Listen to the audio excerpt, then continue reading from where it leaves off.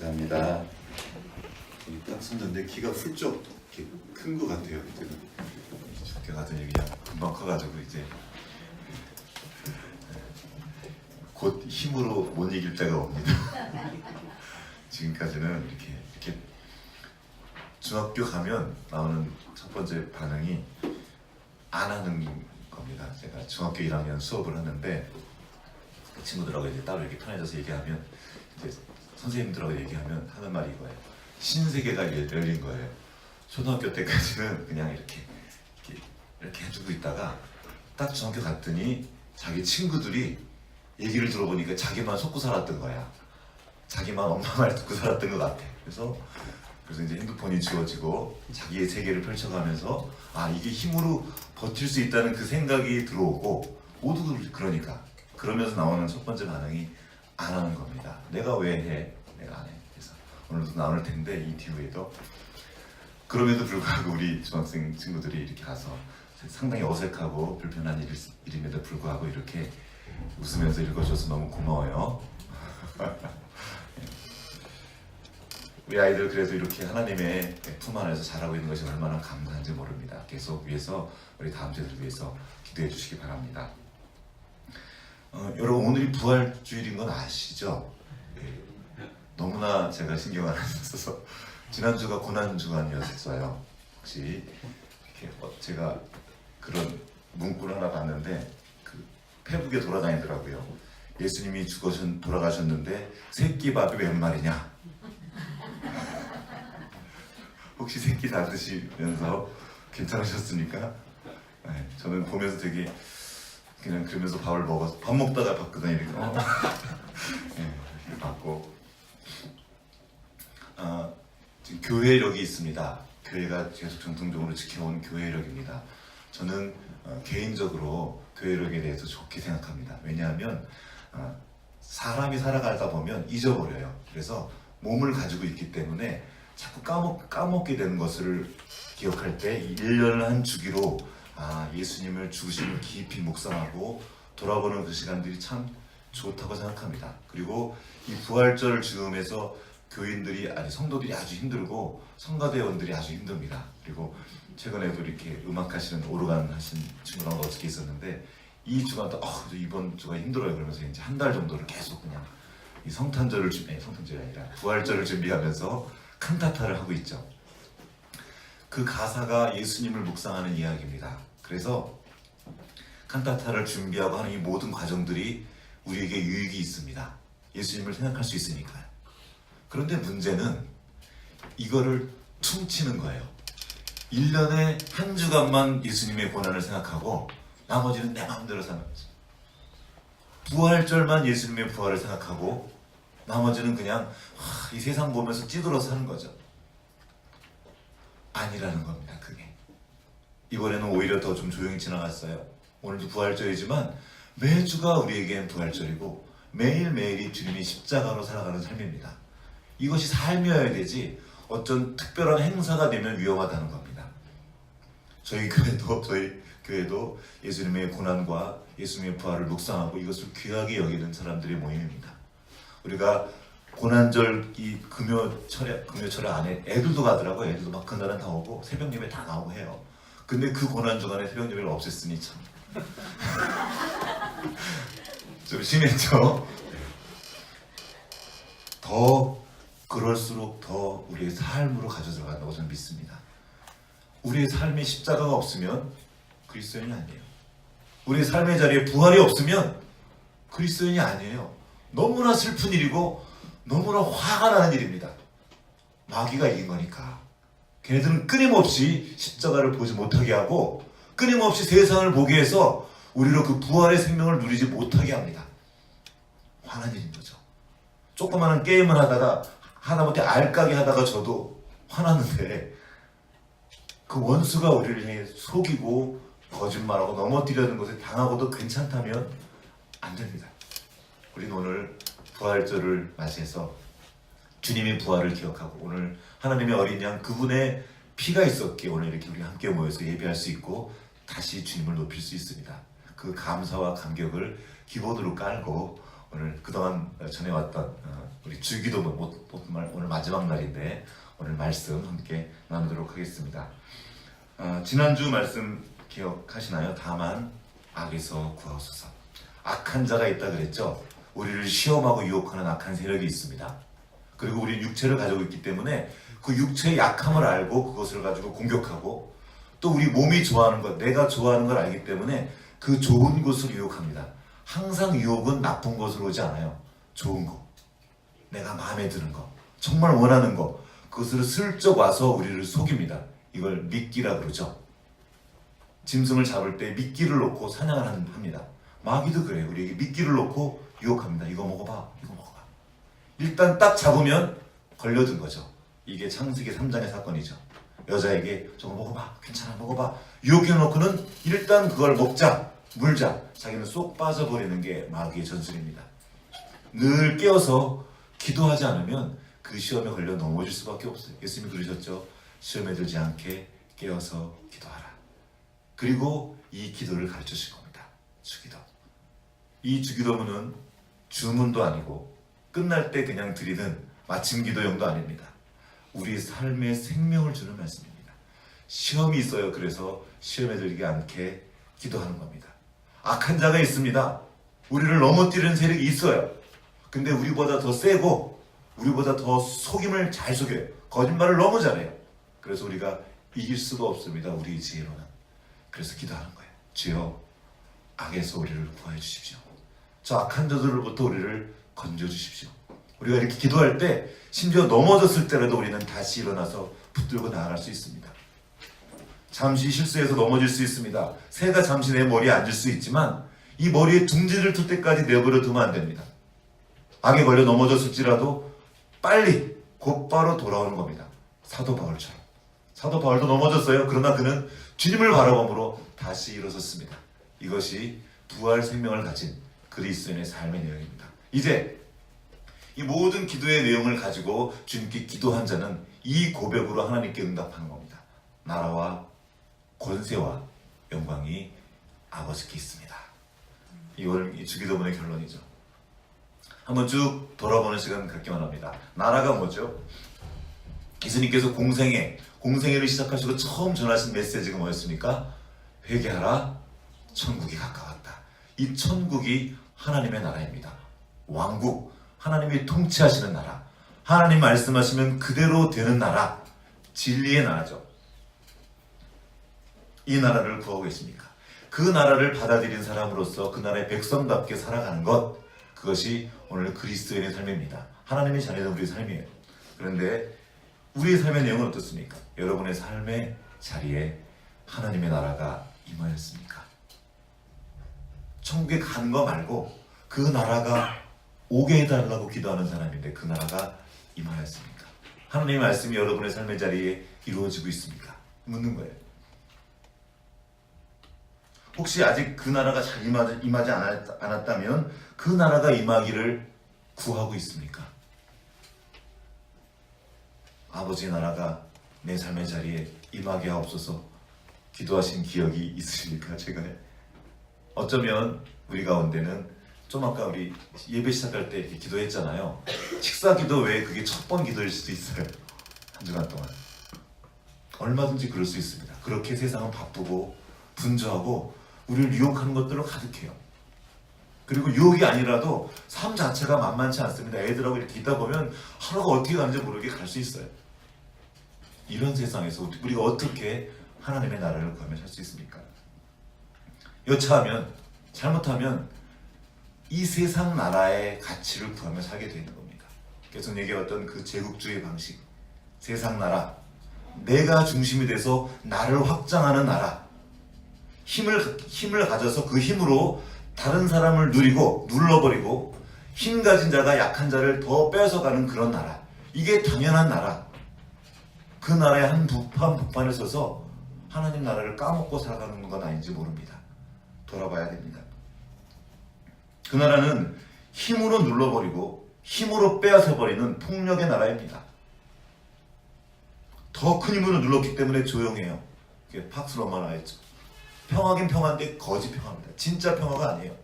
그 집안이 조용하고는 어떻게 조용합니까? 아빠가 다 눌러버린 거예요. 그냥 확 해가지고. 교실이 조용해요. 아이들이 학교에 가면. 왜 조용하죠? 선생님이 다 눌러버린 거예요. 아이들하고 이렇게 놀다 같이 수업 공연장에 이렇게 막 있는데 막 뛰니까 우리 애들이 그럴 리가 없어요. 뭐가 왜 그럴 리가 없어요. 매일 그랬는데. 그냥 눌러버린 나라가 아니라 함께 만들어가고 그 안에 그 생명이 반응하는 거죠. 힘의 맛에 취하면 그 맛을 놓을 수가 없습니다. 그리고 그 더 큰 힘을 향해 움직이게 됩니다. 하나님 나라가 어떤 나라입니까? 아까 말한 것처럼 말씀이 그대로 되는 나라입니다. 죽었던 자들이 살아나고 구속의 은혜가 있는 나라입니다. 큰 자가 작은 자를 섬기고 강한 자가 약한 자를 돕는 나라입니다. 그래서 이 나라에는 참 평화가 있어요. 한 영혼이 천하보다 귀한 나라입니다.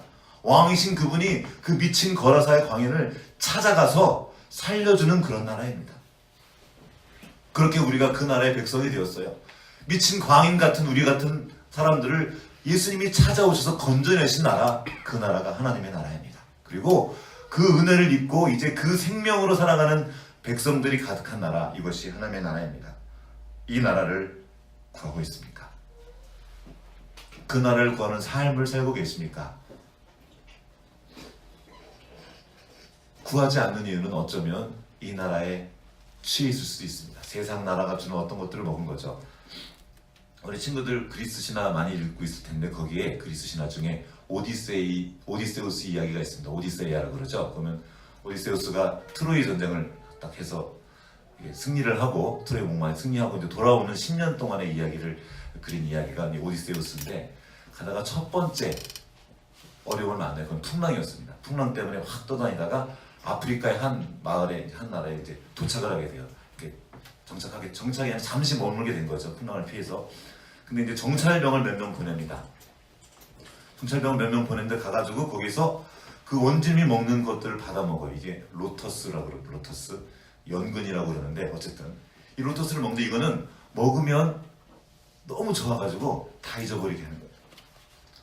걱정이 사라지고 고향에 돌아갈 생각도 잃어버리게 하는 그런 식물입니다. 이걸 잔뜩 먹고 그냥 거기서 있는 거. 아, 여기가 너무 좋아요. 갈 때만 해도 정찰병이 그걸 정찰을 갈 때만 해도 빨리 집으로 돌아가고 싶은 마음이었었어요. 빨리 고향으로 돌아가서 내 사랑하는 아내와 자식들 만나야지 이런 마음으로 이렇게 움직였는데 이걸 먹자 그걸 다 까먹은 거예요. 너무 맛있으니까. 이거 좀 더 주세요. 이거 하나 더 주세요. 정찰병들이 안 오니까 이제 요새를 찾아 나섭니다. 갔더니 얘네들이 지금 늘어져 있는 거예요. 집에 안 가겠다는 거예요. 집에 안 가. 이거 줘. 이거 더 먹을래. 이거 더 줘. 그래서 막 잡아가지고 끌고 배로 들어갔어요. 어쩌면 우리는 그 세상이 주는 로터스를 먹었는지도 모릅니다. 한 개 먹고 끝난 게 아니라 자꾸 먹고 그냥 여기가 좋아. 이거 먹으면 살래. 거기는 우리나라가 아니에요. 우리가 오래 머물 곳이 아닙니다. 우리에게는 우리가 살아가야 할 그 나라가 있어요. 어디 가는 것이 아니라 바로 이곳이 그 나라가 되게 하는 임무를 가진 사람들입니다. 그 나라에는 그 나라의 권세가 있습니다. 하나님의 통치가 있죠.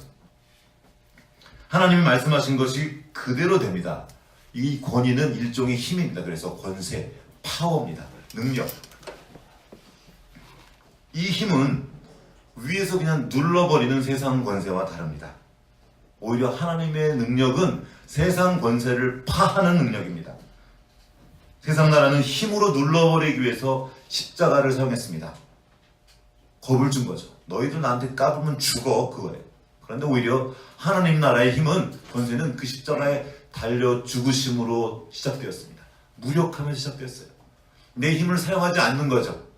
왜요? 사랑하니까.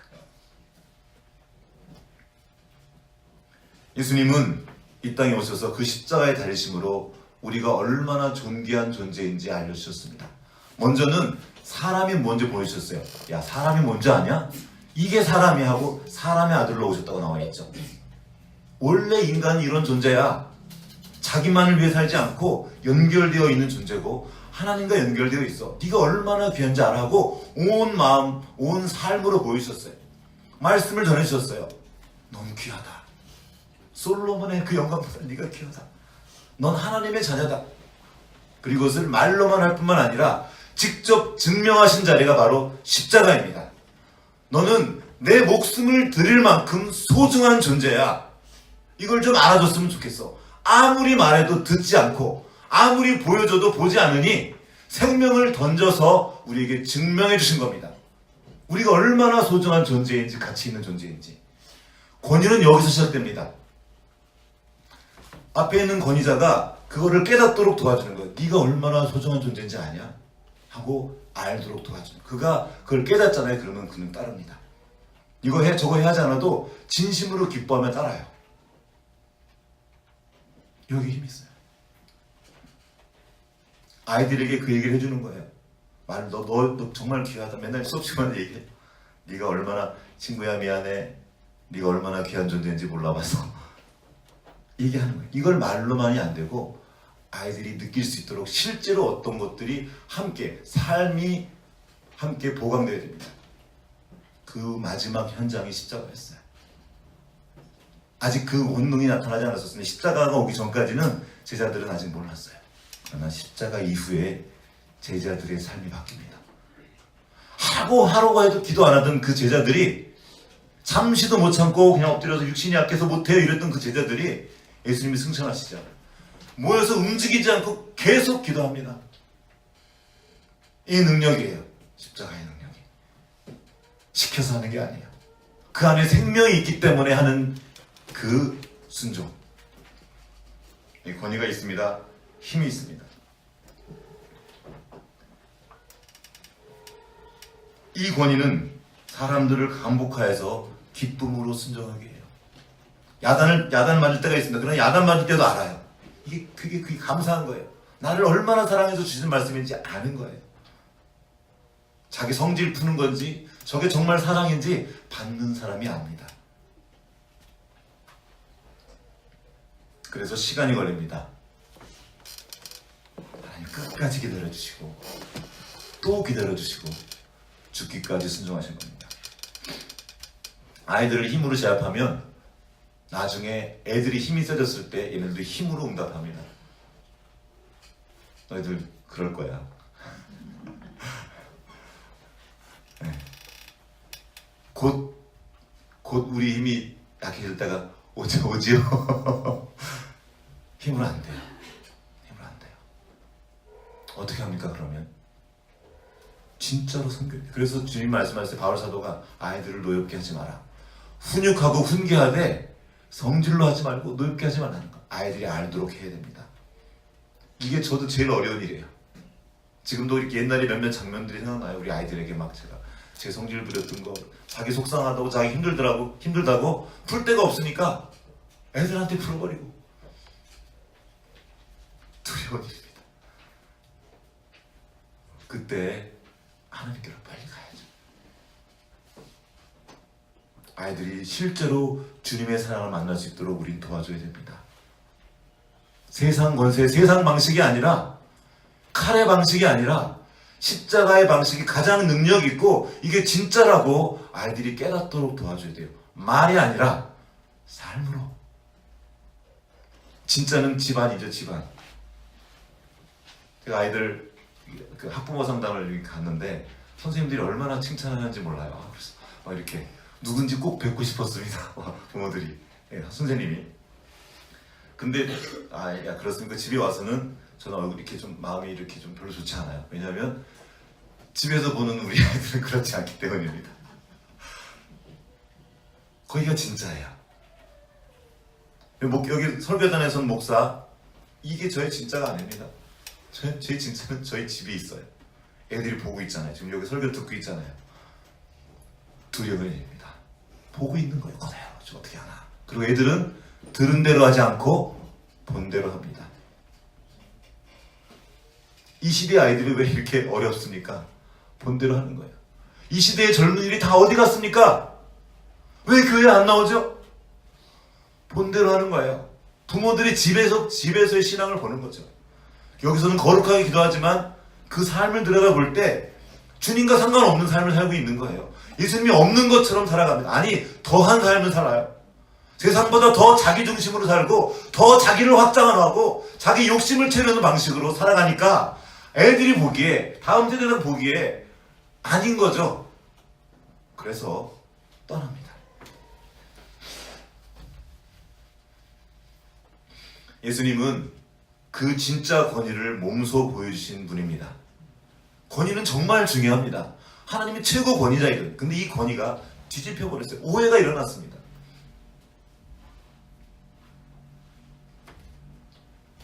한 신학자가 이런 말을 남겼습니다. 바리새인은 권위를 진리로 삼고 살지만 예수님은 진리를 권위로 삼고 사셨다.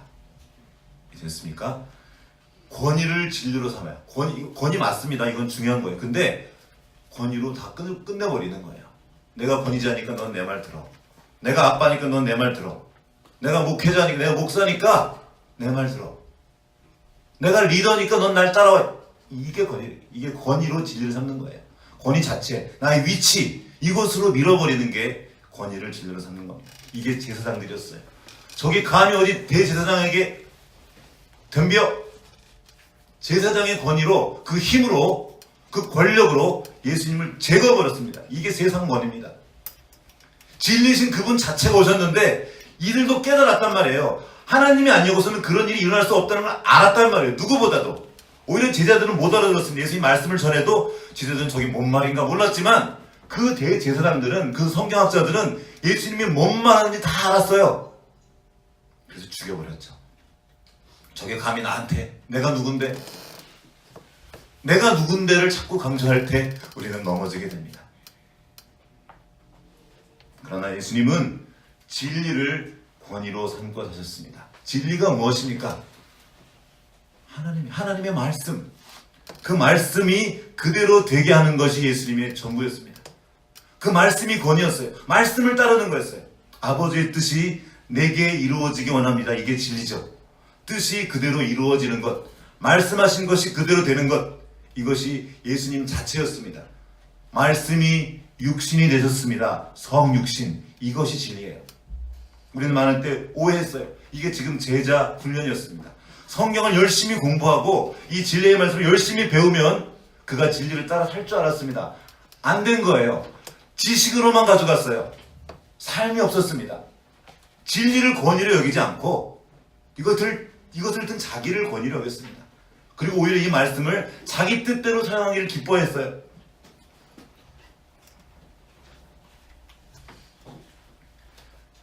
목사의 권위는, 목회자의 권위는 여기서 전하는 이 설교 자체에 있지 않습니다. 지금 이게 다 드러나고 있어요. 얼마나 훌륭한 목사님들이, 말씀을 잘 전하는 목사님들이 지금 막 나가떨어 넘어지고 있어요. 여기에 권위. 그러니까 지금 교회의 권위가 허물어지고 있는 거예요. 권위는 삶에 있습니다. 오늘날 교회가 이 권세를 잃어버렸어요. 하나님께서 약속했던 그 권세, 자녀됨의 권세를 잃어버렸어요. 왜입니까? 세상을 닮아서 돈을 가졌어요. 더 거대해지고 비대해졌습니다. 거대한 건물도 가졌고 힘도 가졌습니다. 세력화됐어요. 세력을 가지고 있어서 세상 정권도 함부로 우리 교회를 할 수 없어요. 눈치를 본단 말이죠. 그런데 권위를 잃어버렸어요. 능력을 잃어버렸단 말입니다. 이 권위는 능력이에요. 이 능력은 눌러버리는 능력이 아니라 저 안에서부터 흘러나오게 하는 능력입니다. 기쁨으로 순종하게 하는 능력입니다. 이 권위는 사랑이고 진짜 보호라는 거죠.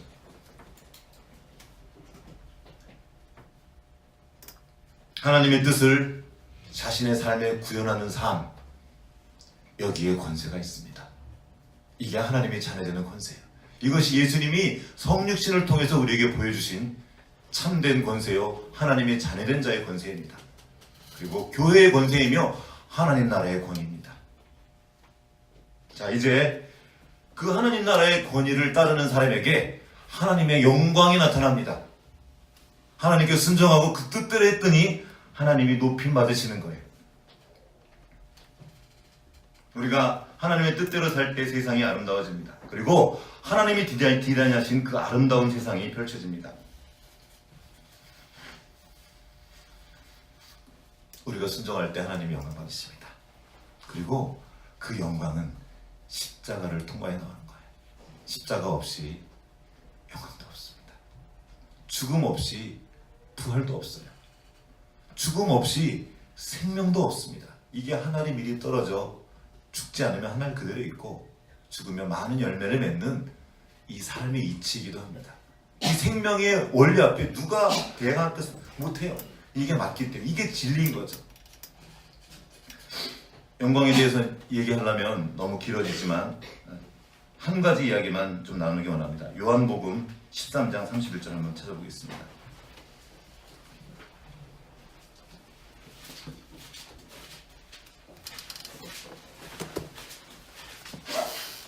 요한복음 13장 31절 같이 한번 읽어보겠습니다. 시작.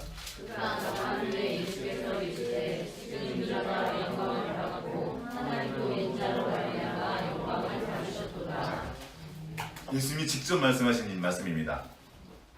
지금 인자가 영광을 받았고, 이 지금이 언제냐면 그가 나간 후, 여기가 그가 바로 가룟 유다입니다. 지금 13장 1절에 이런 말씀이 있어요. 내가 이제 돌아갈 때가 된 줄 알고 자기 사람들을 사랑하시되 끝까지 사랑하시니라 하고 이제 예수님이 뭘 하십니까? 성찬식을 하시는 거, 우리가 아는 성찬식을 하고 그 전에는 세족식을 하죠. 자, 예수님의 영광이 언제 나타났습니까? 예수님이 갑자기 선생님이 수건을 들어서 제자들의 발을 씻깁니다. 물을 떠와서. 이거는 종이 하는 일입니다. 온 우주의 왕이신 하나님이 저기 저 보이지도 않는 저 사람, 그리고 반항으로 가득하고 자기밖에 모르고 욕심으로 가득한, 지가 더 크고 싶은 그 생각으로 가득한 제자들의 발을 씻겨줍니다. 그리고 그 중에는 가룟 유다도 있었어요. 나를 팔 자도 있었습니다. 그들의 발을 씻어주는 거예요. 여기에서 하늘의 영광이 나타납니다. 섬김의 자리에 하나님의 영광이 있어요. 우리는 영광을 받고 뭔가 잘 되고 승리하고 사람들한테 높임받고 칭찬받는 것이 영광이라고 생각합니다. 그리고 내가 나의 승리를 주님께, 물론 그거로도 주님께 영광을 돌릴 수 있어요. 그러나 성경이 말하는 본질은, 영광의 본질은 이 섬김이 있습니다. 하나님이신 그분이 사람이 되시고 더 낮아지고 낮아지셔서 종의 자리에서 제자들의 발을 씻기는 이곳에 권세가 있고 하나님의 영광이 있습니다. 그 다음에 뭐였죠? 성찬식이었어요. 자기의 몸과 살을 떼어준 겁니다. 피를 부어준 거예요. 나를 내어주어서 그들을 살게 하는 자리입니다. 여기에 하나님 나라의 영광이 있어요. 이 영광이 증명된 자리가 바로 십자가입니다. 실제로 죽으신 거예요. 말이 아니라, 퍼포먼스가 아니라 실제로 자기 생명을 내어주는 그곳에 하늘의 영광이 있습니다. 우리는 나라가 임하소서 기도했습니다. 그 나라와 권세와 영광을 위해 기도했습니다. 어떻게 그 나라가 임합니까? 바로 예수의 생명을 담은 우리를 통해 그 나라가 임하는 거예요. 우리를 통해 그 권세가 흘러가고 우리의 삶을 통해 그분의 영광이 나타나는 것입니다. 그 나라가 어떻게 옵니까? 우리가 바로 그 나라입니다. 여기 주님의 말씀이 있습니다. 베드로전서 2장 9절. 그러나 너희는 택하신 족속이요 왕같은 제사장들이요 거룩한 나라요. 너희가 바로 그 나라라는 겁니다. 그의 소유된 백성이니 이는 너희를 어두운 데서 불러내어 그의 기이한 빛에 들어가 계신 이의 아름다운 덕을 선포하게 하려 하심이라. 이 땅에 임한 하나님의 나라의 실제는 바로 우리입니다. 너희, 인간, 너희 사이죠. 그 나라는 우리 사이에 임합니다. 그 권세는 우리 가운데 있어요. 우리 가운데 주님의 영광이 임하는 것입니다. 우리가 어떻게 그 나라가 될 수 있습니까? 불가능하죠. 우리는 알고 있어요. 얼마나 그게 안 되는지. 근데 어떻게 가능합니까? 예수 그리스도의 십자가로, 그리고 그 부활로 가능해진 겁니다. 우리는 그 부활 생명을 가진 사람들입니다. 우리 안에 있는 그 생명은, 첫 번째 생명은 육신의 생명이 있습니다. 그러나 또한 동시에 우리 안에 예수 그리스도의 생명이 있습니다. 사람을 사람답게 하는 그 생명, 하나님의 자녀답게 하는 그 생명, 하나님 나라의 백성으로 살게 할 수 있는 그 힘이 있는 그 생명이 지금 우리 안에 있다는 겁니다. 여러분, 생명이 무엇입니까? 영어로 생명이 뭐니? 얘들아, 영어로 생명? life. 맞습니다. life예요. 그러면 life를 우리말로 번역하면 어떻게 할 수 있죠? 생명이죠. 또 뭐가 있어요? 우리말로 바꿀 때 삶. 생명과 삶은 같은 단어입니다. 두 가지가 아니에요. 다시 말하면 그 생명이 있으면 그 삶이 나타나는 게 정상입니다. 예수 그리스도의 생명을 받았으면 예수 그리스도의 삶이 나타나는 게 정상입니다. 근데 좀 이상한 거예요. 예수 그리스도의 삶을 받았다는 사람의 삶을 보니까 그 삶이 나타나지가 않아요. 예수님과 너무 다른 거예요. 뭔가 이상한 거죠. 생명은 삶입니다. 예수 그리스도의 생명을 받았다면 이제 그분의 생명이 내 삶의 자리에서 나타나야 합니다. 안 나타나면 이제 아직 때가 안 된 거죠. 열매를 맺기가 시간이 걸리니까. 그래서 우리 기도하는 거예요. 주님, 내가 자라나게 하시고 내 삶의 자리를 통하여 주님의 생명이 흘러가게 하시고 그 열매가 맺히게 하십시오. 나의 손끝에, 나의 발끝에, 내가 지나가는 그 자리에 주님이 맺으시는 그 하늘의 그 열매가 맺혀야 된다는 거죠. 그리고 그것을 위해 기도하는 거예요. 주님, 내 삶을 사용하여 주십시오. 이 삶이 없으면 가짜입니다. 무엇이 메시지입니까? 삶이 메시지예요. 오늘날 교회가 잃어버린 것이 바로 이 삶입니다. 그럴듯한 말이 있고 구호도 있고 어떤 이미지도 있습니다. 그러나 삶이 없는 모든 건 가짜예요. 쭉정이는 얼핏 보면 구별이 안 됩니다. 알고 봐.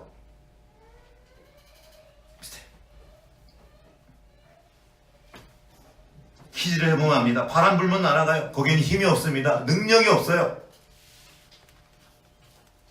결정적으로 싹을 틔울 수가 없습니다. 생명의 열매를 맺을 수가 없습니다. 우리는 그리스도의 생명으로 살아가는 사람들입니다. 동시에 그분의 삶을 나타낼 사람들입니다. 왜입니까? 그분이 우리의 머리이시고 우리는 그분의 몸된 교회의 지체이기 때문입니다. 그 나라는 나 혼자 이룰 수 없습니다. 우리 사이에 있거든요. 너희가 그 나라다 그러셨거든요. 우리 사이에 그 나라가 있으며 그분의 권세가 있으며 그분의 영광이 있습니다. 그 나라를 함께 이룰 우리 지체가 필요해요. 이웃이 필요합니다. 특히 약하고 도움이 필요한 사람들을 도와야 합니다. 섬겨야 돼요. 왜요? 이것이 우리 안에 있는 생명이기 때문에. 여러분 아십니까? 이게 기뻐요. 돕는 게 기쁘다고요. 힘든데 기뻐요. 이걸 아는 사람들이 봉사하러 다니는 거예요. 내가 이거 봉사했어? 베푸는 게 아닙니다. 내가 뭐가 있어가 내가 베푸는 것이 아니라 내가 받은 것을 나누는 거예요. 그러니까 자랑할 게 없습니다. 받은 것도 은혜고 나누는 것도 은혜입니다. 그러니까 내가 이거 했는데 나 이거 왜 안 줘? 이런 꽁한 마음이 없어져요. 주님의 나라는 그게 없어요.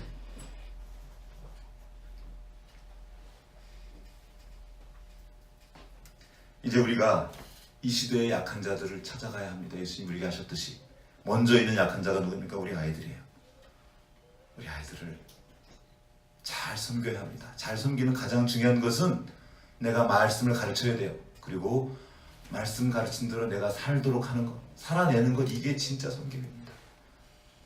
제일 어렵죠. 아니 사실 불가능합니다. 그래서 기도하는 거예요.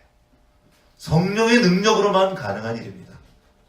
그래서 은혜가 필요하고요.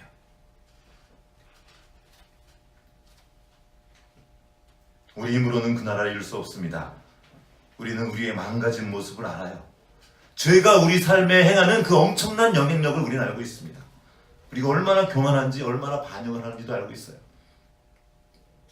우리는 하나님의 도우심 없이 그 죄를 이길 수 없는 사망으로 갈 수밖에 없는 비참한 존재입니다.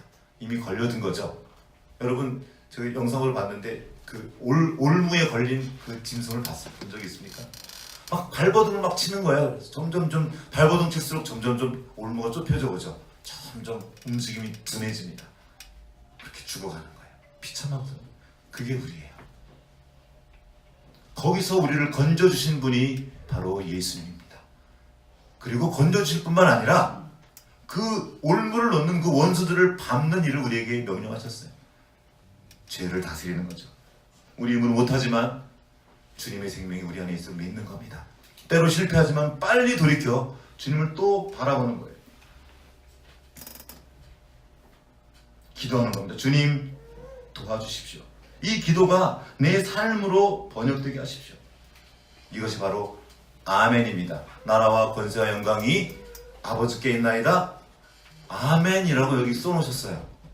아멘. 아멘이 뭡니까? 그대로 되길 바란다는 거죠.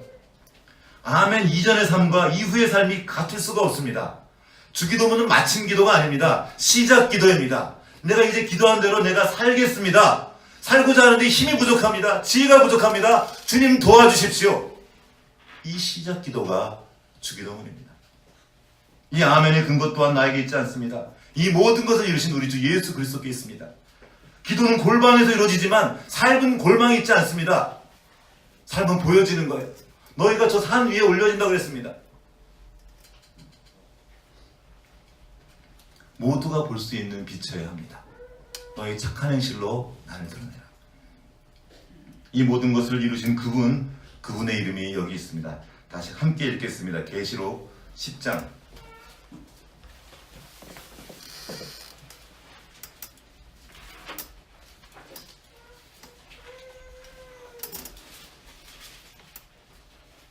요한계시록 10장 그죠? 오늘 본문 말씀입니다. 죄송합니다. 7장 죄송합니다.